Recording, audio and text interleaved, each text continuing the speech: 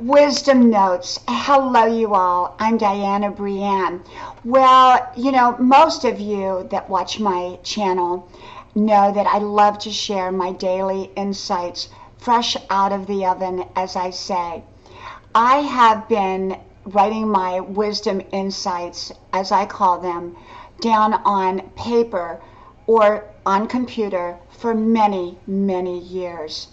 I started getting wisdom insights when I was about 6 years old. Someone asked me, is it channeled into you? Well, I really don't know what channeling is, but I can tell you that every day I probably come out with 100 to 200 wisdom notes. And where do those wisdom notes come from? Well, I believe they come from my soul. And I can be out running on my 5-mile run, or I can be just waking up. A lot of my wisdom comes early when I'm first waking up. I'm not fully awake yet. So I call these notes scribble notes. Scribble notes are notes that I write down on a notepad, kind of in the dark, and usually while I'm having my morning cup of coffee sitting in my bed, and they just flow into me. I spend about an hour in the morning just, letting whatever inspiration comes to me, and I write it down. It can be about any subject or any topic. I just never know what it is that I'm going to write down. I never give advice. I never give suggestions. These are just my own personal insights and my own personal wisdom that I choose to share with others as they come to me. And so everyone most likely gets their own insights, their own wisdom that's right for them. These are right for me. And I think the difference between me and most other people is that I write everything down. I have boxes and boxes of notes throughout the year, both handwritten and computer generated. And I keep those and I cherish those, and I hope to put them in book form. And so my wisdom notes come to me, whether they're scribble notes, whether they're computerized, generated, or whether they're recorded and later even put on video like these are. And so I love sharing them. And, maybe you may agree with some of them. You might disagree with some of them. You may love them. You may want to apply them to your own life. You may not, because as I said, these are not designed necessarily for anyone else. They're designed for me. They're my own personal inspirations that I just choose to share. And so you can see how I live my life. And so you have to find what's right for your life. And I always say, be inspired by your own self. Okay? Well, I have some wisdom notes and I'm going to share them. I have to put my big, ugly glasses on in order to see. I am 62 years old. I have 20/20 vision, but my big issue is when it comes to reading, it's a little bit blurry and I have to squint. And I don't think that's unusual because from my understanding, many people after the age of 40 need reading glasses. And so I put my big glasses on and then I share my notes. And I kind of do what I call speed wisdom. And speed wisdom is sort of, I go from one subject to another subject very quickly, sharing my daily insights and inspirations fresh out of the oven. So let me put my glasses on, and do I have them on? I think I do. No, I don't. Where did I? Oh, here they are. Okay. I lay my glasses down in so many different places. And get my notepad here. Okay, I am ready. And I hope you're all doing wonderful and well today and that life is treating you amazing. Okay, well, we're just going to go through them, and I'm not going to go through all of them today because I get so many in one day. But I share a little of them as I get them. And so we'll just start. And like I said, they're about a little bit of everything. My first wisdom note is quit rushing your life. It will all get done. I believe in planning. I believe in having a schedule. I believe in trying to stick to my schedule, but I don't overload that schedule. And if I'm rushing, that's often a sign that I'm rushing and that I've overloaded my schedule, or I don't have the confidence in what it is that I'm doing. And perhaps I need to take a second look at what I'm doing and how I'm doing it. So I don't believe in rushing, because often mistakes are made in rushing, and often we just simply exhaust ourselves, create unnecessary problems, and create more work for ourselves. I believe in giving, but I believe in being specific. There's a general giving, like for example, when I do a video, I'm giving you my insights, and I'm giving that out to everyone, anyone who's willing to listen. But there's giving that I sit and I'm specific to a person or maybe a group of people, and those people perhaps will talk about one particular subject, and I don't involve everybody in that. It's a small group of us that talk about a subject. So there's specific giving in our lives, and then there's general giving.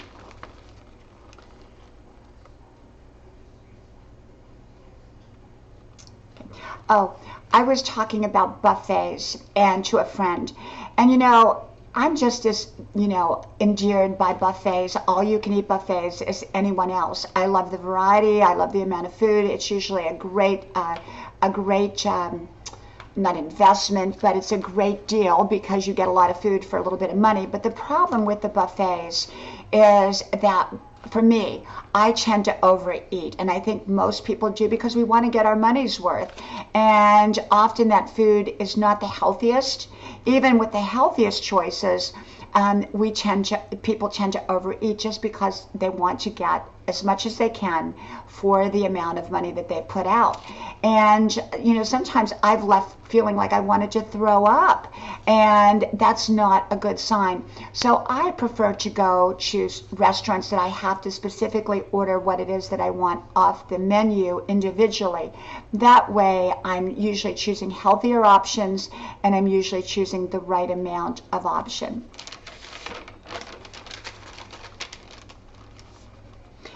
In life, when I'm asked a question, I always try to give a polite answer, if at all possible. But I also believe that not everybody deserves my response. And sometimes I just simply don't answer. People are often more than they seem at first. We meet people and they have a history. They have likes and dislikes. And then after we get to know them a while, we go, wow, I didn't know that. It could be something really good, or it could be something more negative. But we always discover more about somebody than what we knew when we first met them, because people are so much more than what we first see. It is up to us to not let ourselves be pulled in too many directions. Sometimes we can just let ourselves be pulled from one thing, from one event, from one relationship, from going here to going there, and we are simply exhausting ourselves. It really is up to us what we pick and choose to do. And if we are pulled in too many directions, it's usually our own selves that is at fault.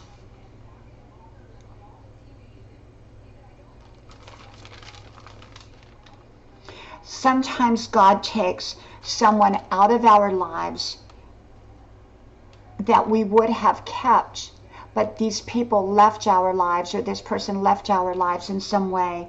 It was in order to protect us. Or sometimes that person doesn't belong in our divine assignment or divine plan and would only mess it up. It doesn't mean that the person was necessarily a bad person. They may have been a perfectly fine person, but perhaps that person perhaps we were working with that person and we were spending all of our time with that person, and then suddenly that person got transferred to a different job. Maybe the relationship had become too close, and maybe we didn't need that much closeness. Sometimes God will move people into that space that we should be closer, or that we have something to learn from. You will be best remembered for the kind words you say, and you will often be avoided for the nasty or not nice words you say. People remember those kind words, but they also remember the not so kind words, and those kind words can grate like chalk on a chalkboard if we're not careful. So if we want to be remembered for our kind words, and most likely people will return. I always say toxic personalities, people who carry toxic personality traits, often only unleash their toxicity on specific people that they feel safe and comfortable doing. They often don't release it on everyone. You can not inspire or motivate someone who does not want to be inspired or motivated. Some people have tormented spirits that reflect in their behaviors. Who someone associates with will often affect the relationship that you have with that person. You know, we're affected by the people that we hang out with. And if someone, for example, is bad-mouthing you to the person that you hang out with, if their relationship continues, that can begin to wear on your relationship. And so I believe in the other people's associations can negatively or positively affect our relationship with that person. So I always take a look at the associations someone has. Some people always have an excuse hidden in their pocket. Our answers are often locked in our questions. You know, I believe that answers are often locked in questions, and we just don't ask the right questions to the right people, or we just refuse to ask the questions. Answers come through information, but there's a lot of wrong information out there, a lot of inaccurate information, a lot of flawed information. So it's really, really important that we get accurate information and make sure that that information is not flawed. But before we can get the answer, we have to ask the question. I always say if you can't explain it in 1 minute, then set aside a time that you and the other person can take for you to explain it or to, what was the other word? Explain it in 1 minute. Because you should not be explaining something that takes longer, that is rushed, because often a lot of the important details will fall through the cracks. So if I can't explain it in 1 minute, I tend to reserve a separate time so that I can explain it longer.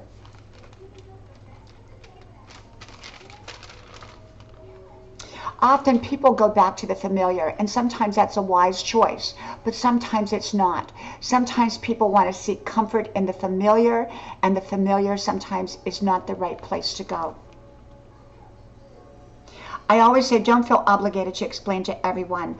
Only specific people may deserve our explanation.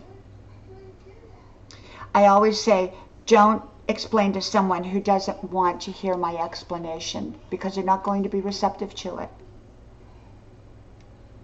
I often say when people have already made up their minds, an explanation is not likely going to change it. It's not likely going to change their minds. I believe that do the research necessary to make both informed and right decisions. I like to make informed and right decisions, and I like to have time, if possible, to assimilate that information before I make the decision. I say quit making yourself available to people who do not value your time.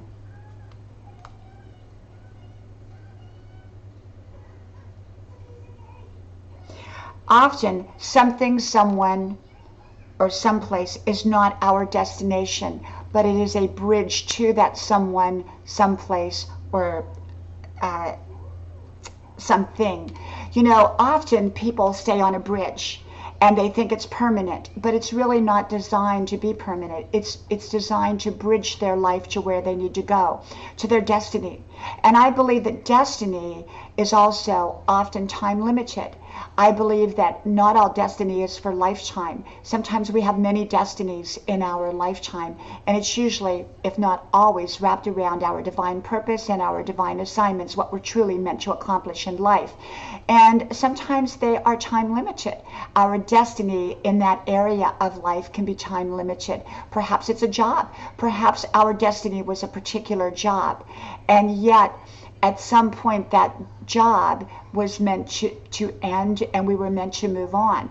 You know, many years ago, I found this wonderful job that was my destiny, part of my destiny. And it really was a combination of destiny and maybe a long bridge, because that's where I met my husband. And had I not been on that job, I would have never met my husband. So in one sense, that job was a bridge. On another sense, that job was a destiny, because it fulfilled many things in my life at the time that I loved and wanted.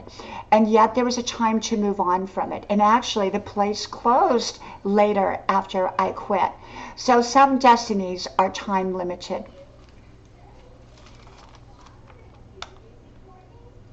I always say, don't say what God can and cannot do, because God can make something happen anywhere at any time. Sometimes we limit God. We say, oh no, God can't make it happen here, or God can't make it happen the way I want, because, well,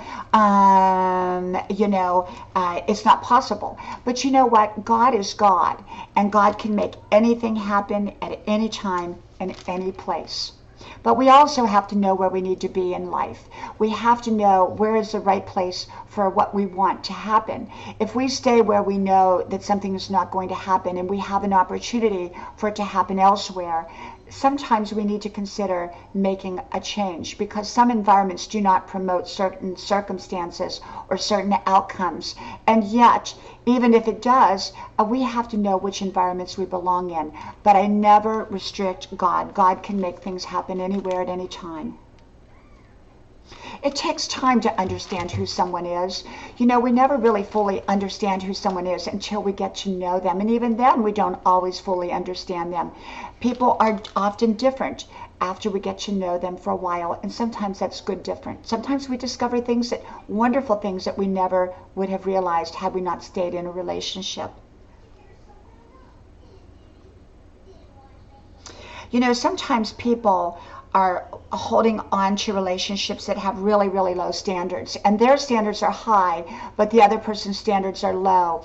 And I think it's good to reflect on why we're doing that. Are we going to minimize our standards so that we can stay in the relationship?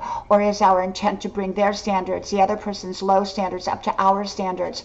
Often, either way, that doesn't work right for our lives.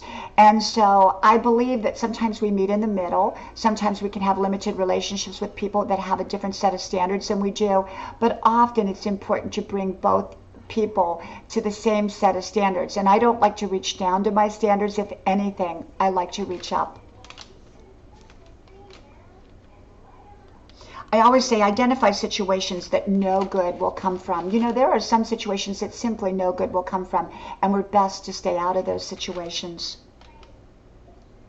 Be open to some things, but not all things should we be open to. Some things we should be closed to. Let's see what else. I told you I kind of go rapidly with all my different wisdom notes. Okay, let's see. You know, when you're stared at, when you're out and about, you know, even at 62 years old, sometimes I get stared at. Sometimes people stare at me. But I believe that they're staring at me because I'm an interesting looking person. They're fascinated by me in some way. Maybe I have a nice outfit on. Maybe it's the person behind me that they're really staring at. Who knows? But I never take offense, because you know what? I believe that when people stare at me, they're usually admiring me in some way. And that's not sounding self-conceited or anything like that. I'm just saying, I think often we misread when someone stares at us. Sometimes they may like the purse that we have, or the shoes that we have, or our hairstyle. So don't necessarily take offense when someone stares. Sometimes they may just be admiring something about you. Okay? Maybe they recognize you. Who knows? And let's see. You know, someone once told me, politely make yourself unavailable to those who are not deserving of your time. You know, if someone wants my time and I'm just not going to give it, and it's not right for me, I try to be as polite as possible, and I move on quickly, because not everyone deserves my time, but I try to let them have a no that's polite. I always say, make yourself unavailable to people who do not respect you or care about you. we should rarely make someone a priority who would not make us a priority. There are some circumstances that we do make someone else a priority when they have something we want to know, or something we want to meet them or whatever, but rarely do I invest time of any kind, significant time, with somebody who I have a relationship with, that they don't make me a priority. And fun after 60. I believe life should be fun. I believe that we need to bring more fun into our lives, and good, healthy, clean fun. And I believe that a lot of people don't have enough fun in their lives. I believe that fun is an important aspect of who we are and what we're about. And so I believe in having, taking care of our health, taking care of our finances, taking care of our relationships, taking care of our looks, taking care of every important aspect of our lives. And I also believe in taking care of our fun and bringing in good, healthy fun, clean fun into our lives. And I always say fun can keep us young. So I hope you enjoyed today's wisdom, and I hope to talk to you all soon again. So from my house to your house, God bless you, and I'll talk to you then. Bye-bye.